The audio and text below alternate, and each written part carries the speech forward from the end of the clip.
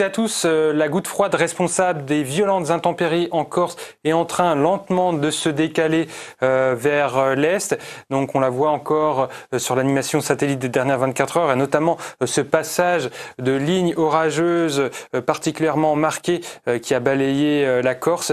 Et puis vous voyez qu'il y a du monde sur l'Atlantique avec le flux perturbé qui va reprendre temporairement du poil la bête, au moins sur les régions nord, avec cette perturbation pas très active mais qui apportera beaucoup de nuages, quelques pluies faibles, et puis les résidus instables en lien avec cette goutte froide donneront des précipitations encore sur le massif du Jura et les Savoies encore le matin, tout comme l'après-midi. Et puis notre front donc océanique va prendre un aspect un petit peu instable. Il pourra donner des précipitations donc sous forme d'averses, voire d'orages localement. Et puis Mistral et Tramontane dégageront bien le ciel du côté du pourtour méditerranéen. Les températures minimales, je vous laisse regarder la ville qui vous intéresse. Donc à noter effectivement, donc toutes les minimales près de la Méditerranée repassent en dessous de 20 degrés. Néanmoins sur le reste du pays, c'est pas franchement très frais pour une deuxième quinzaine d'août. Et puis les maximales seront assez proches des valeurs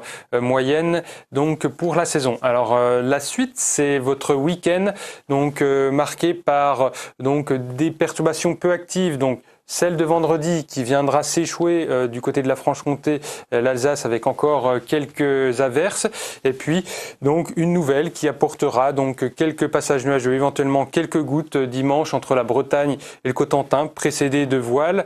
Mais globalement, dimanche sera une journée donc de nouveau plus ensoleillée globalement sur le pays. Vous voyez qu'en région Occitanie, sur les Alpes du Sud, il fera déjà très ensoleillé à partir de samedi. Et puis les températures donc sont proches des moyennes de saison, voire un peu supérieures déjà sur le sud. Et puis la suite, les températures vont augmenter de nouveau. On s'achemine vers une nouvelle période de forte chaleur, donc à partir de la semaine prochaine, notamment à partir de mardi. Donc après que le flux perturbé sera rejeté plus au nord, en direction du nord du Benelux, du Danemark. Et donc, c'est de nouveau les hautes pressions accompagnées de masses d'air trop chaudes pour la saison qui vont nous concerner. Donc, c'est pas forcément une bonne nouvelle pour la sécheresse. Donc, de nouveau des fortes chaleurs à partir de mardi et surtout mercredi. Et puis jeudi, de façon hypothétique, on pourrait avoir quelques orages dans l'ouest. Voilà, vous savez tout. Il me reste à vous souhaiter une excellente soirée. Je vous dis à bientôt pour de prochaines informations. Bonsoir.